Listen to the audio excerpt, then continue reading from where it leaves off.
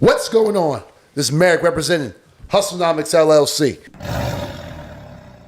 And this is episode 15. We are blessed, honored to be back with my co-host with the most, Terrence Rice. What's poppin', bro? Man, what's up, man? It's been a little minute. How you been, Marek? I've been blessed. I'm about to acquire another fourplex. Okay.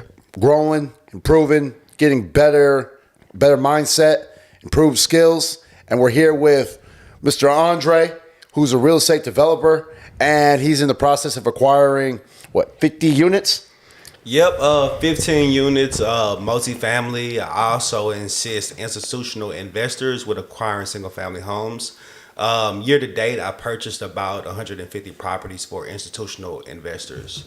And we're always looking to buy more. Heck yeah. I love the ambition, and I want to learn, man, how'd you go about this process? Like, what got you started in real estate, man? Well, that story started back actually before I graduated high school. I attended Jack Yates High School, and at the time, somebody showed up at Yates to teach a group of students how to trade stocks and how to invest in real estate. And so my education into real estate actually started prior to me graduating high school. I later then went to Prairie View, where I majored in accounting. And upon graduating, just like most graduates, I had the thought of, what I want to, what do I want to do in life? Accounting is pretty boring. So what I did was I took the two competencies that I possessed and I put them together, and I started to look for career paths that involve both. So what I found was that a background in accounting paired with a real estate license is perfect for a real estate investing professional. So that's where I landed myself. Heck yeah. Side note, my mom went to Jack Yates too. Okay. But, okay. So you started in high school. Mm-hmm. You were influenced by financial speaker when you were... So a guy actually showed up, and it wasn't just a lecture. We actually met with this person every day.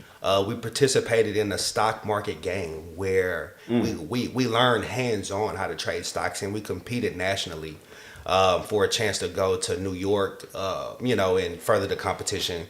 We did not. We were not successful in making it to New York, but the information that we learned was the prize in itself. Y'all were trading stocks at 15? Yeah, we were. That's impressive as heck. Yeah, you know that? Yeah, we were. Dang. Shot 15, I was just lifting weights and playing football. That's awesome, dude. So, okay. So I got one. So after you went to PV, how did you kind of center in on real estate? What was the next step after that? So you had your accounting degree, right? Right. So when I had my accounting degree, and right out of college, I immediately started looking for employment. I ended up at Sharpstown High School as a math tutor. In the short term, just to get some income going, and that gave me time to answer the question of what I want to do with my career. And at the time, I reflected on my past real estate experience, and I took that time while at Sharpstown working as a math tutor to complete my real estate license. And once I completed my real estate license, I identified investment real estate as a path, and I began applying for jobs. And I got a phone call one night from a guy that's now a business partner, and he was describing a opportunity for which he had to acquire single family homes for institutions, which was new at the time, and I just gave it my best. I mean, to be honest, it's about the closest I've ever been to begging somebody for a job, but it worked, and I got hired, and within the first week, honest to God truth, I was able to put 4 or 5 houses under contract within my first week. And immediately then I knew, this is something that'll change my life. hell yeah. Yeah. So a lot of people think about real estate and think sales. Would you say that is the case? Absolutely. Most people have a very generic idea of real estate. And they pair that with the big commission checks. But in all honesty, those commission checks of that size and of that regularity do not come unless you specialize. And that's what most people don't do. There are a lot of areas in real estate where you can specialize. They have international real estate, certain processes that happen at every turn.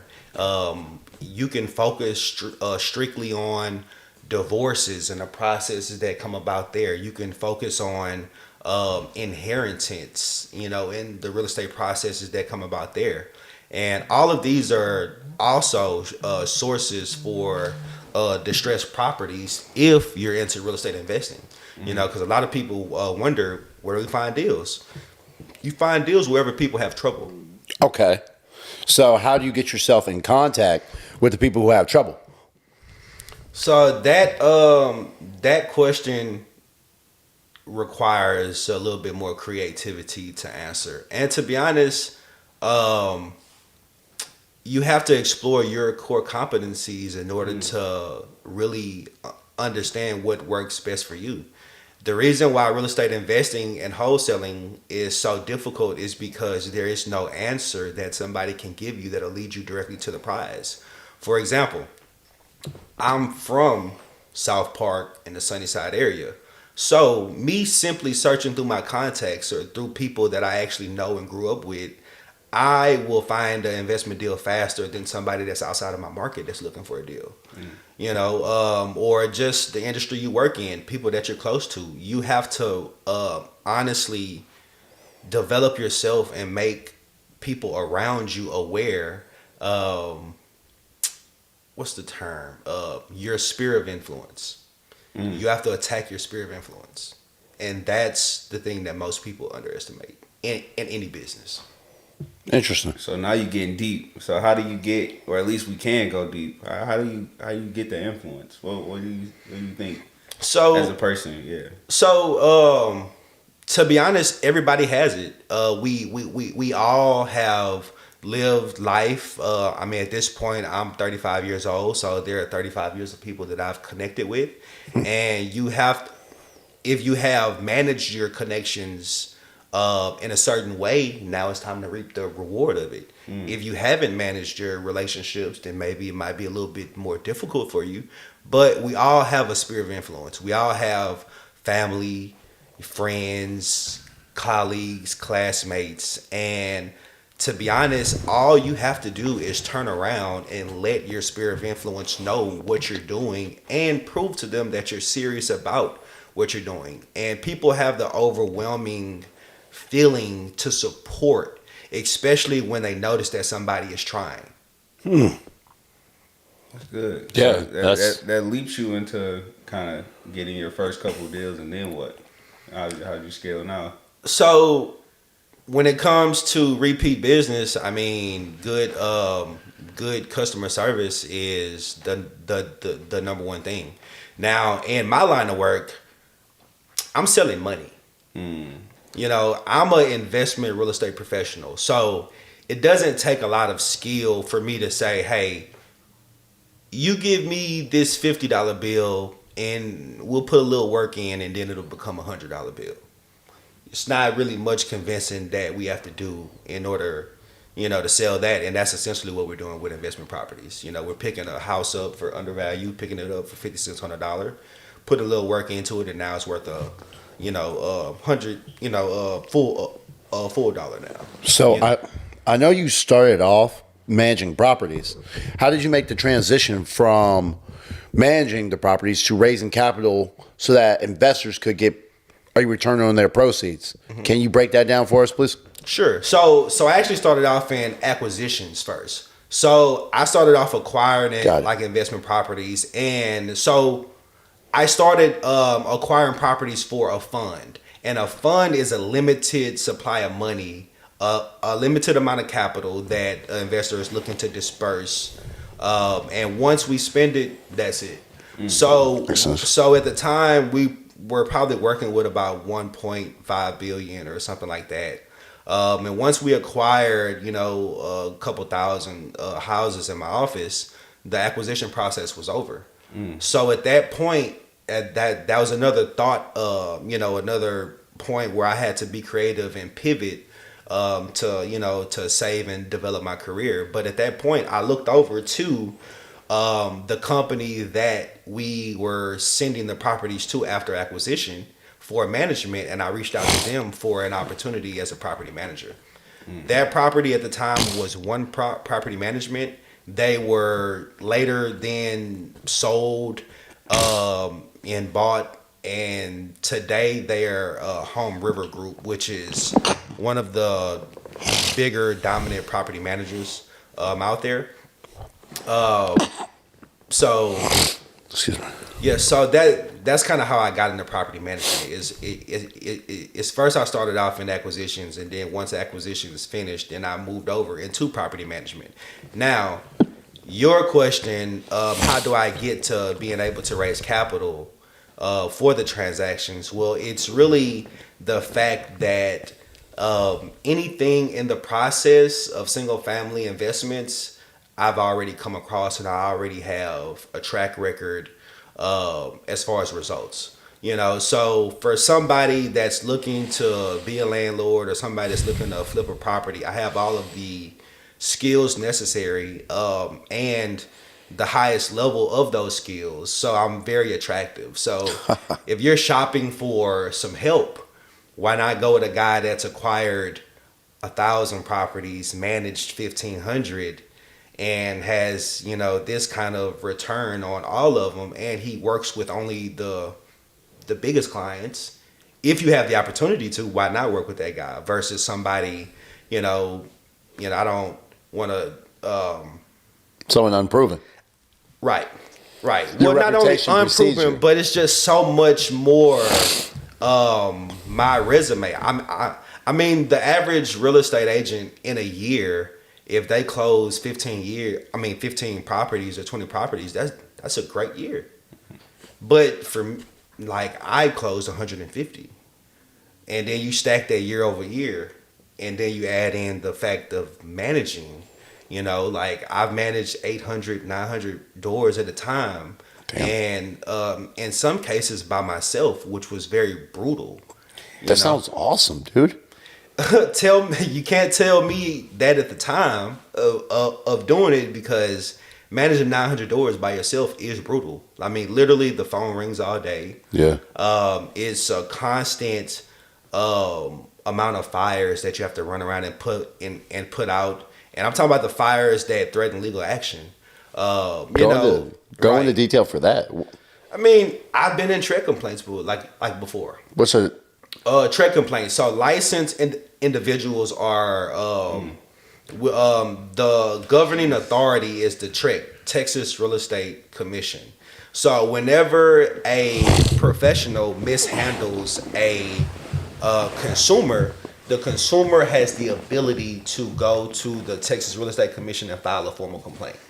When a formal complaint is filed for a real estate professional as myself, the guidelines are the equivalent of laws. So just how you can break a law and go to jail as a civilian, a real estate professional has the ability to break a law and have a similar consequence as a real estate professional. So I've been in situations where consumers have filed complaints on you? on me. Well, yes, on me and my broker, and the real estate commission gets a hold of my broker. Lawyers are involved. There's a committee we have to appear before, and we basically have a microscope stuffed up our butts, and they flipping over every stone looking for anything that's wrong. Fortunately, with the situation, where the tread complaints that I've been a part of, I've never been in the wrong, and me or my broker has never been in the wrong. But when it happens, it's a pain. Like, we have to dig in our pockets. We have to hire attorneys and lawyers. We have to go through our databases. We have to compile exhibits and evidence, and everything that they say, we have to combat it. Sounds like you're guilty till proven innocent. To a certain extent. That sounds like a monster. It's a legal process. Like, I just say that. Just like going to court to defend yourself against allegations that aren't true can be a pain in the butt. This is the same thing. But yeah, property management, it gets very, very sticky. However, at the same time, I will say property management is the most slept on part of real estate, and honestly, one of the most lucrative. Bud, who you telling? I self-manage all my properties. Right. And I'm going to buy more. Like, when you say 800 units, I'm like, this dude, that's what I want, man. That's Hey, awesome. It is tough.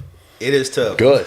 It is tough. I'm not gonna lie, but I will say for any real estate professional that is looking for advice in real estate, I would say, hey, you need to look at property management, because property management is how you stabilize your income.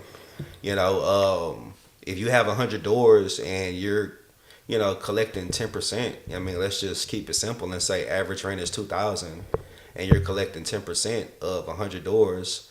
Like, what's that? That's Timbers. Well, if you have 100 doors, 2,000. That's 200,000. You collecting a month, right?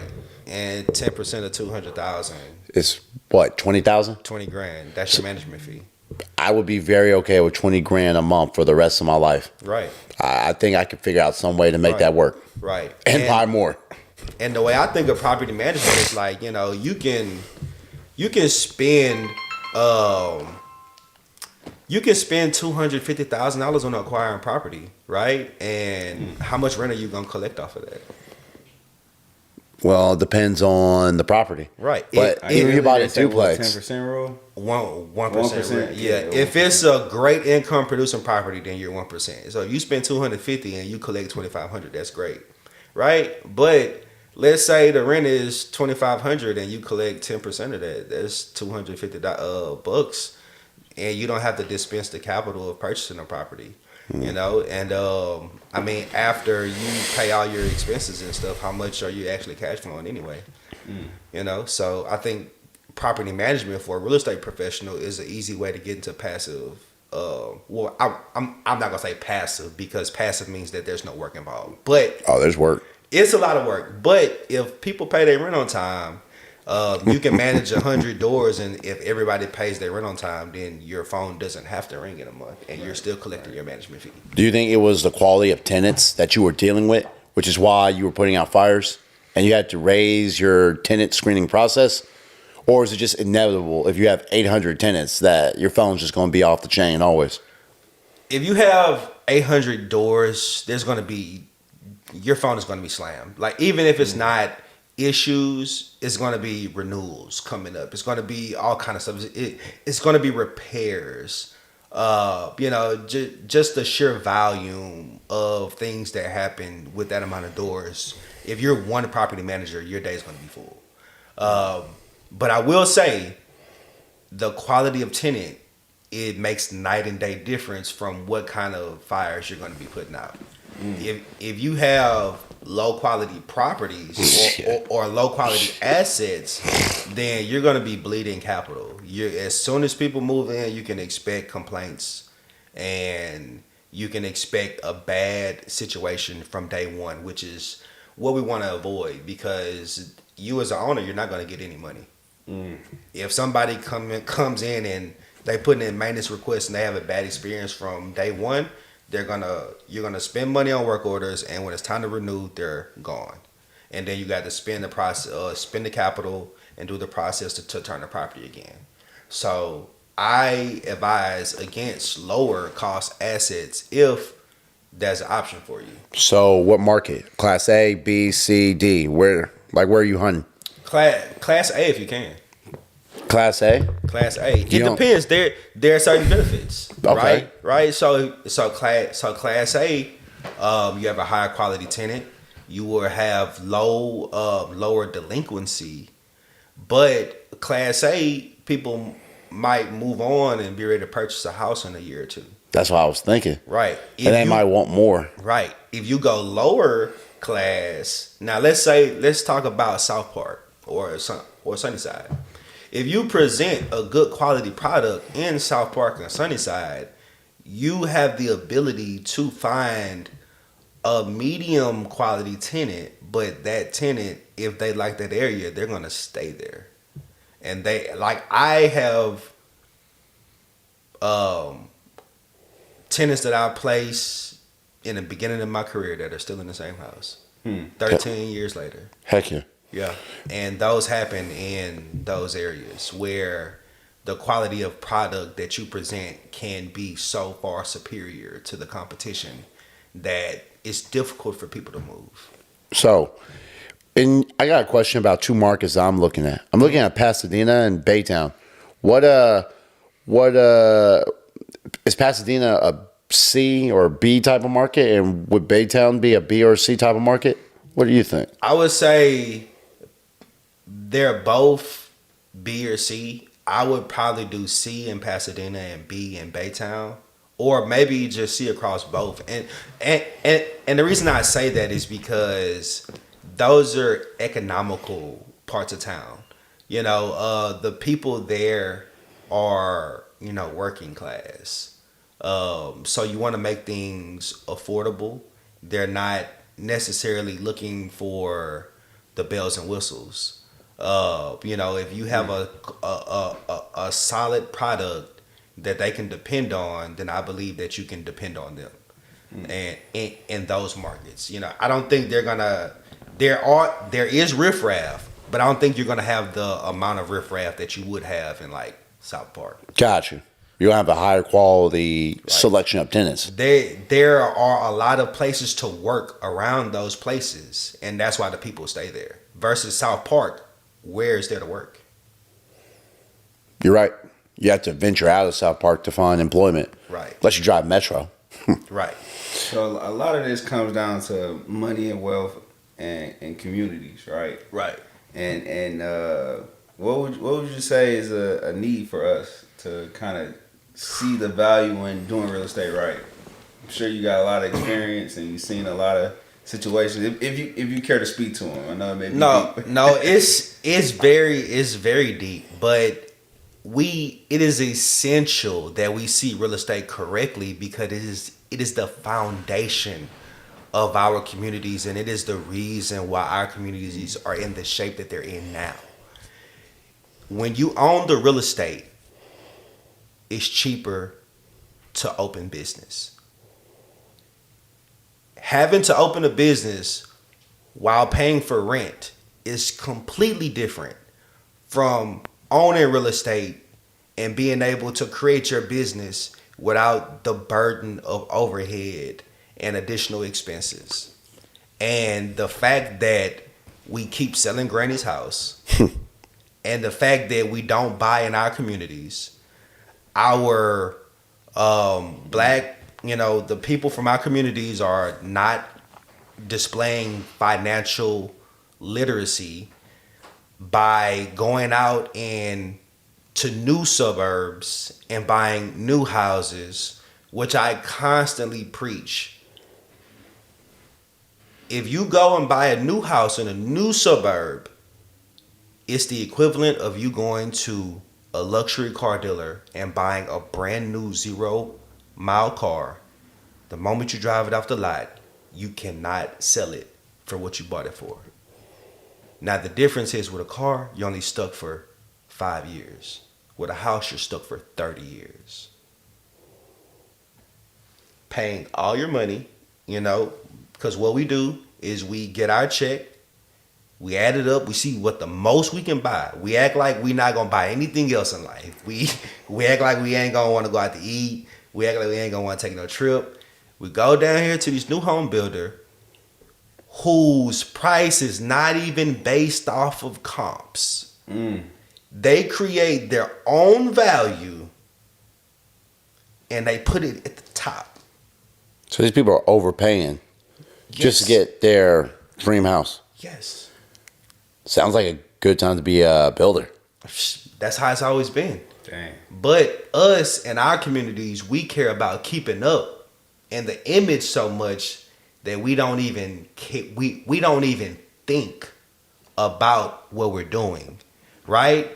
And at the same time, there's a argument in our community that, you know, men don't make enough money, you know, or, you know, guys are wondering why they can't hang on to their woman while somebody else looks better and they have more stuff, you know, and they need help. No, you don't. No, you don't need financial help.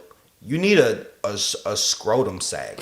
Like you need some kahunas, you know, because honestly, the problem is there, and I know what's going on. Like you're under a lot of pressure to perform, but when you go down and you spend all your money on that new house, you're living in it. It doesn't perform. A lot of people say a house is an investment. How? It's not. If you're living in it, it's not performing. And you ran down there and you bought a new house. Unless the builder gave you a serious discount, even if you rented it out, you can't cash flow. Mm-hmm. And then you can't turn around and sell it for what you bought it for because they still making new ones. Damn. And the price is inflated anyway. If I were to look at a new house and run comps on a new house compared to a house immediately outside the subdivision, like, bro, you would be shocked to find that, bro, like, people are so far upside down. It'll probably take them 7, 8, 9 years to get to a break-even point if they make their payments on time. And that is a financial burden that we as a community cannot bear. And it's the problem. Versus of a scenario similar to what I did. When I got the news that my now wife was pregnant with my daughter, I immediately went out and started looking for an investment property. I looked for a fixer-upper. I bought a 1977 build that's on the southwest side in a congested area because the rental rates over there were great. I got the house for $160,000 and the value of it was easily like $250 after repairs. You know, and this was 2019, pre-COVID. So you already know what the house did for the next 4 years. Appreciate like a mug. Appreciate. So now, by the time I finish repairs, the house is rented out now, right? Now I'm sitting on $320,000 of equity. Damn. And, you know, and my current balance is like $150,000. You gonna keep it or you gonna sell it and use the proceeds for more? I'm keeping it. You don't have to sell the house to get to the equity. Are you talking about home equity refinance? Home equity line of credit, or if it's in your personal, you can sell it to your business. Your business can take out a loan and cover the cost and get the spread. Right? That's powerful. Yeah, and then you can take that money and go perform more maneuvers. And that's the difference. What our community is doing is they're going outside of their neighborhood and they're buying new build houses and they're locking themselves down for 30 years and they have no additional income. And they still want to, and we still have to live. We still have to have fun. They still want to take vacations. They still want to go outside. And the men have fallen down. and they are not managing the finances in the house. Because if they were, they would say, we're not doing that. And if you insist on doing that, then sister, maybe you just not the one for me. I think the difference between us and the regular lower income gentleman is that our financial acumen is just better. Like, think about what you just said. You understand with a home equity refinance, you could take that money out. You can buy more assets. Right. How many people are going to take a home equity line of credit and be like, this is for a boat, or this is for some vacations, a new car, or this is for maybe this is honorably, this is for my kid's college fund. So I can respect the last one, but it's like you're going about it the wrong way. Why not buy your kids stocks and let the stocks and reinvest the proceeds from the stocks, the dividends for your kids to go to college? I like the buying the house idea because the house appreciates. And it's like, if you can't put yourself in that position now, then work. Get a trade or get a skill to where you can produce enough income to where you can put a down payment on a multifamily house. Your first house doesn't need to be a single family. It can be a duplex, triplex, or a fourplex. Exactly. You can buy those 5% down. Exactly. Anyone can save up a 5% down payment, especially with an FHA loan. That's 3.5% down. No, but you're making some solid points. So just kind of to go over what you said, I mean, kind of what I summarize is you need to buy a house at a good price. You need to buy a house at a good price and for the right purpose. And for the right purpose. If you're living in the property, it is not an investment. and just that.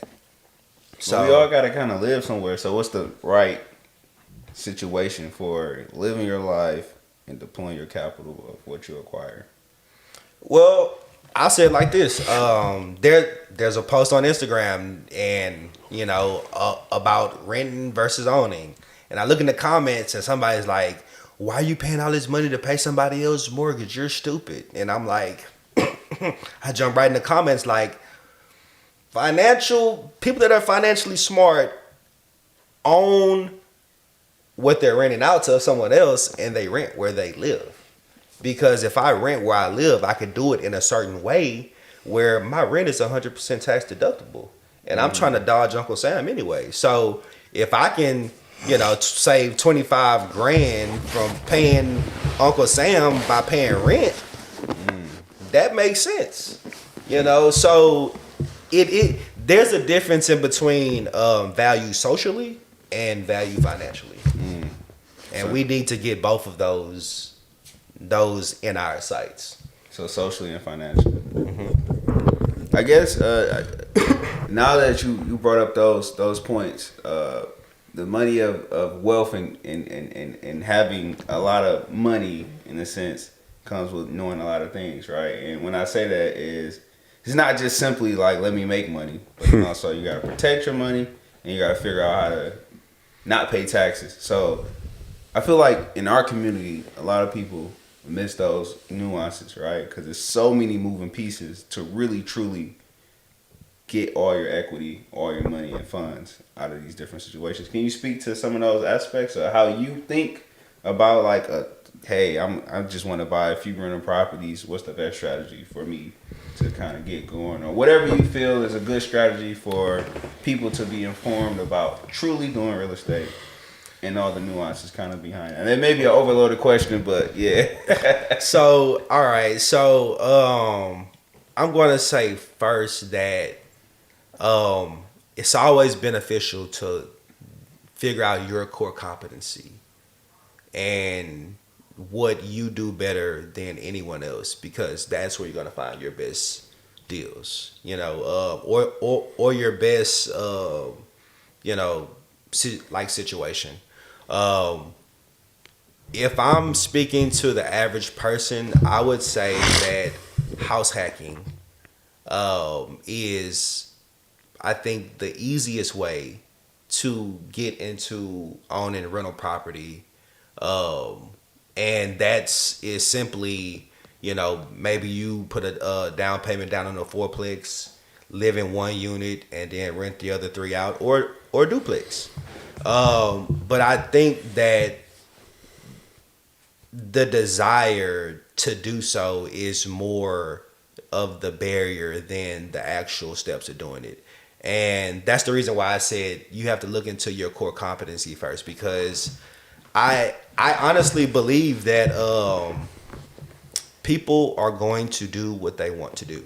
So if you're interested in figuring out how to own multifamily, that's what you're going to do. But if you're interested in going to the club and impressing girls by spending bottles, or if you want to take your money that you worked hard for and, go rent a car for the weekend and go be flashy, or whatever, like that's the decision that you're going to make. We all are going to give the same answers. If you ask, do you want to be rich and do you want to do this? Yeah, of course. But when the dust settles, I know what you really want based off of the action that you put forward. So even though it's not apparent in our community right now, I believe that we're smart enough to figure out how to accomplish some of this stuff. And it's simple. It's as simple as starting the journey. A lot of us just sit on the sideline stagnant, looking at the double judge, wondering when do we jump in. Like you're going to get tripped up, that's just what's going to happen. But, it's you starting that journey and you getting tripped up. Now you're going to be able to answer this question. Maybe you tried to flip a house and you wasn't able to get funded, and maybe you lost the earnest money deposit. Like, have you ever had that happen?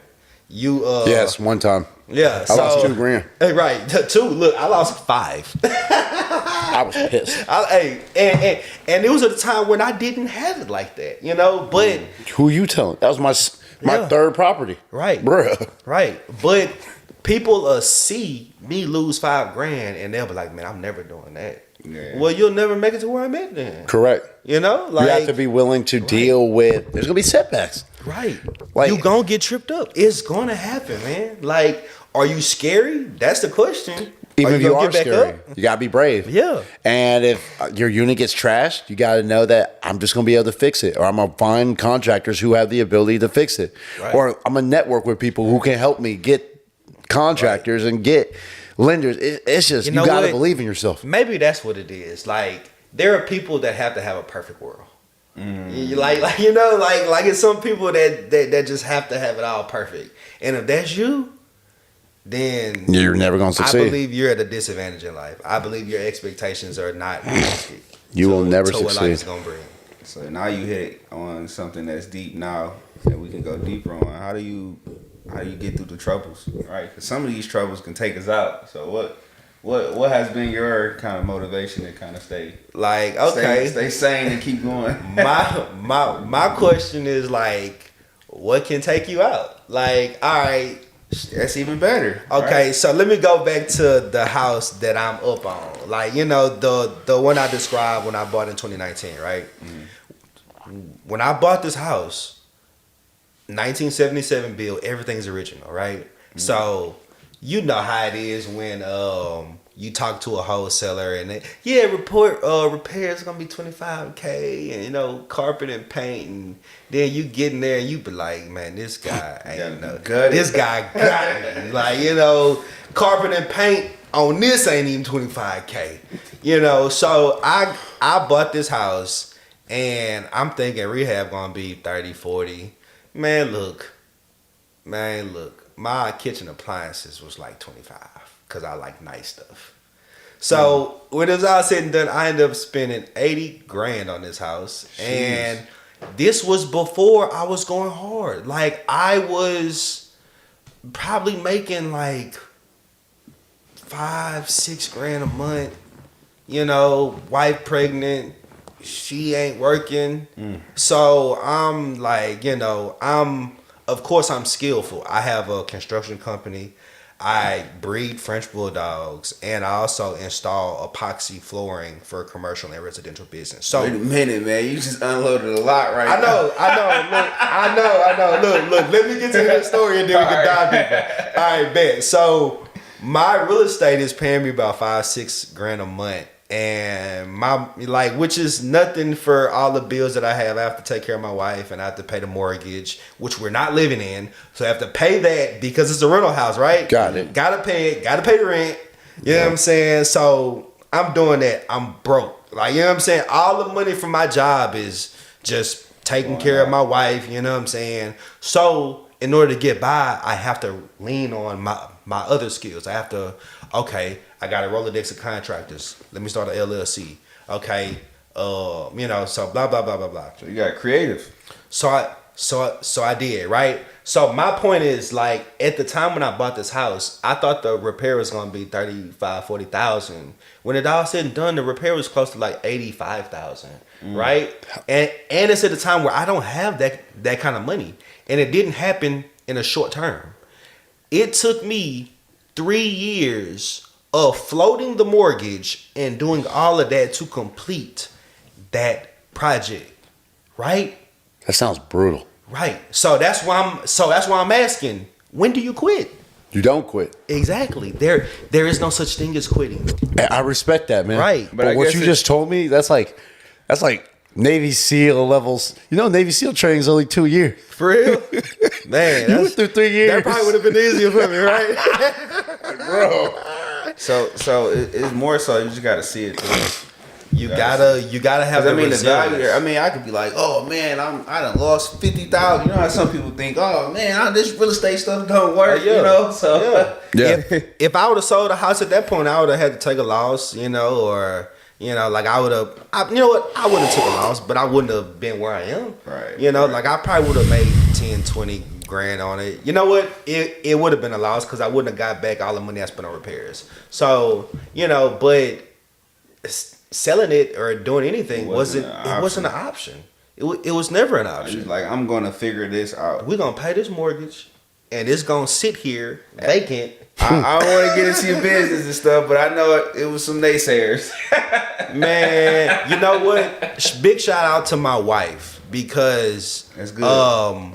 One of the best things that we have is we don't allow outside opinions, even if they are parents. Dang, I love it. Oh yeah, like look, man, like I've had the benefit of being raised by my grandparents, so I don't want to go too into my personal relationships, but I believe one of the most difficult things to do in life is to confront a parent.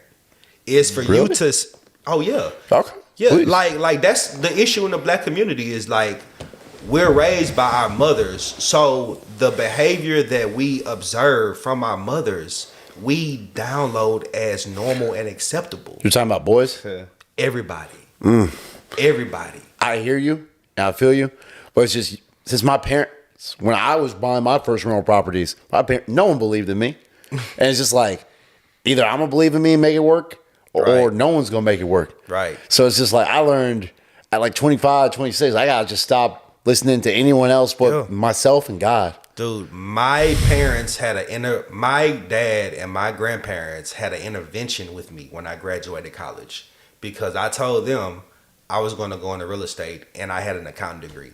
They had an intervention and sat me down and told me, do not go into real estate because it's difficult and it's probably not going to be successful. And they told me that I needed to go into accounting.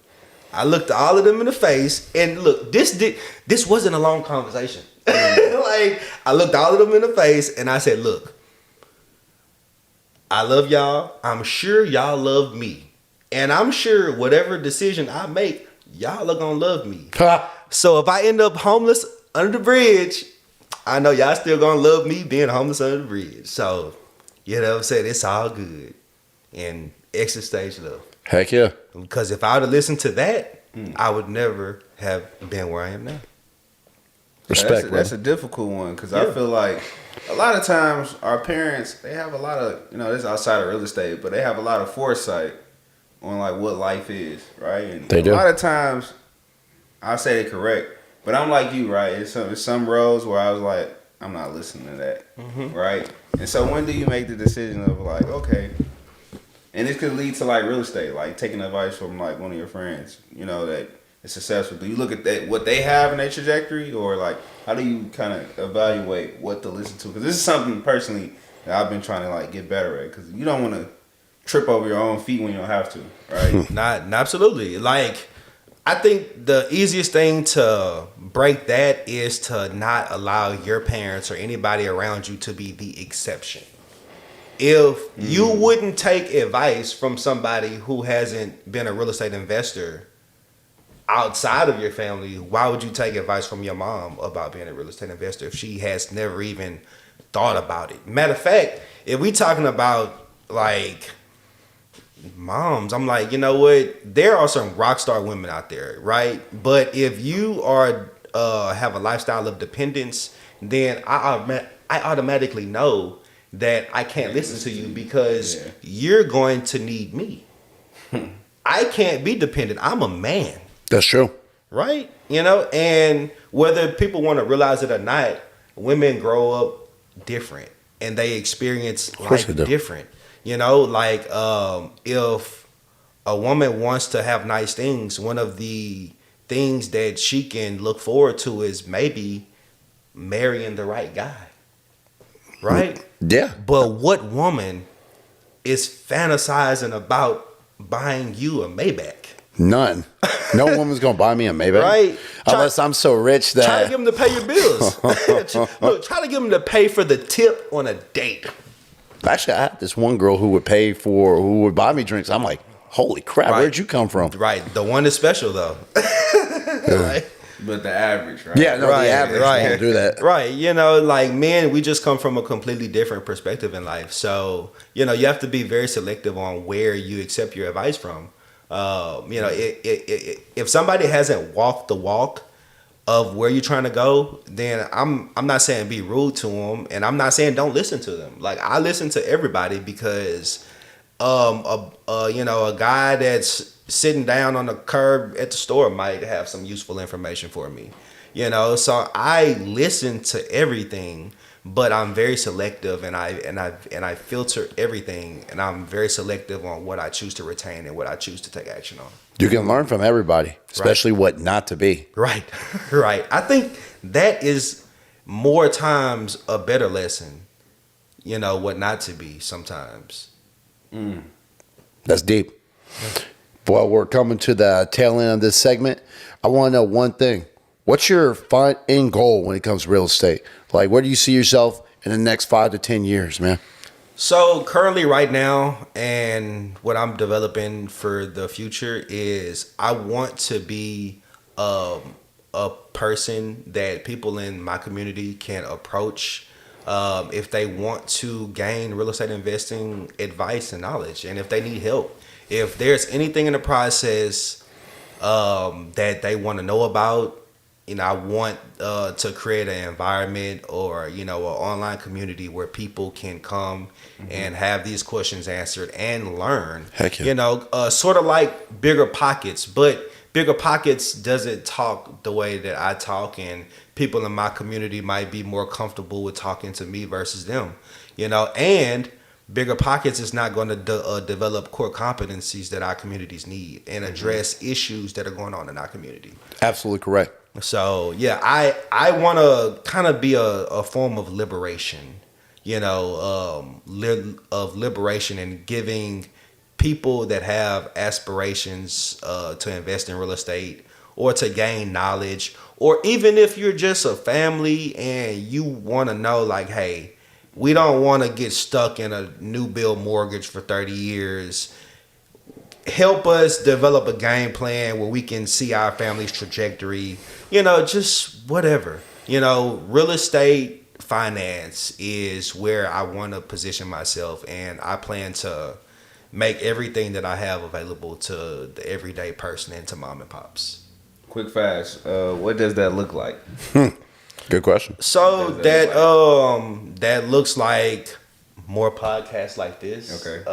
Open question sessions. Maybe we can come back and ask people to give us questions. And I can sit here and answer them. Heck yeah.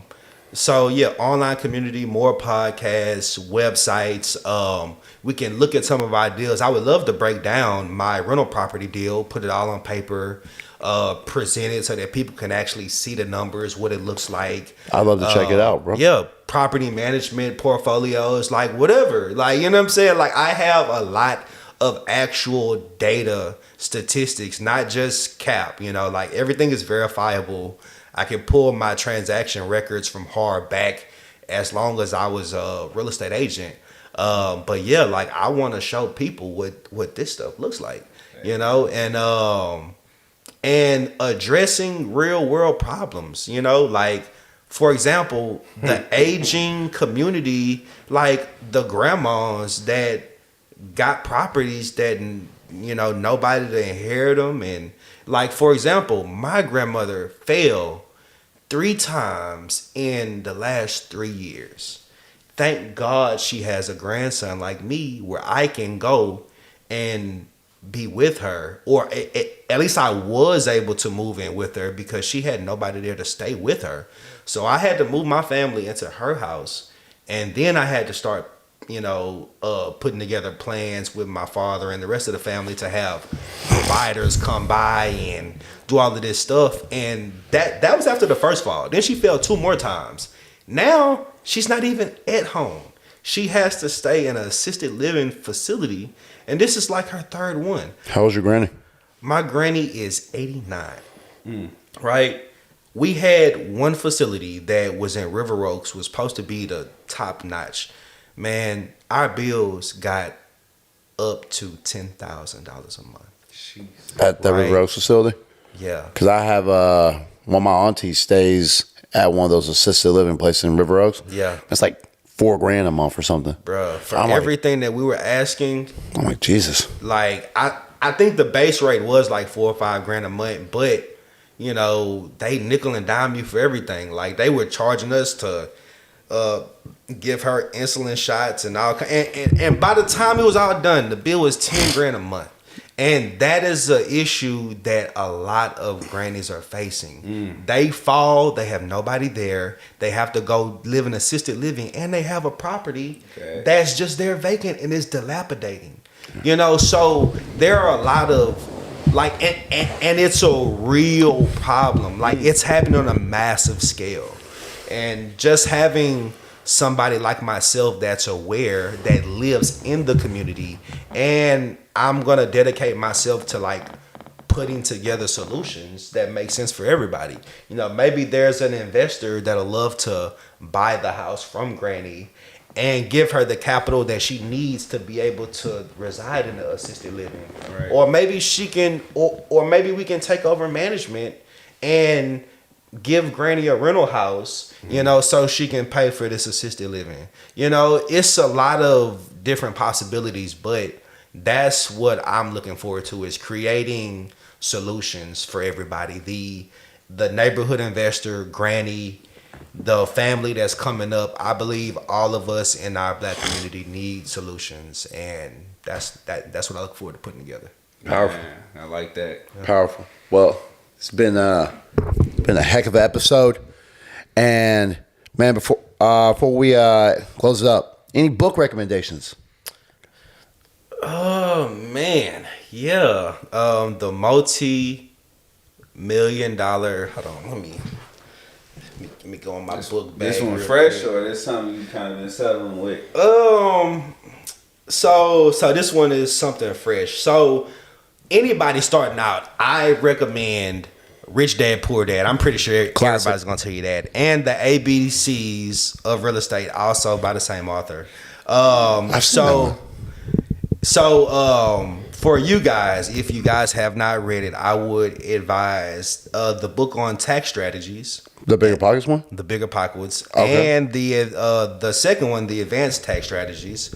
Those books are so boring. And they are, but all the gems are in there. And also the Multi-Family Millionaire, which is also available on Bigger Pockets. I've read that. I just read that one last week. Okay. That's exactly the plan I'm implementing. Yeah. Nah, man, those are all solid reads. My personal, my Bible is the 48 Laws of Power. I was telling Terrence about that yesterday. Oh, that's my Bible. Like when I encounter a situation, I refer to that book. When I'm negotiating in real estate, I refer to that book. Oh, another great book for negotiation, Never Split the Difference. Monumental. Oh my God.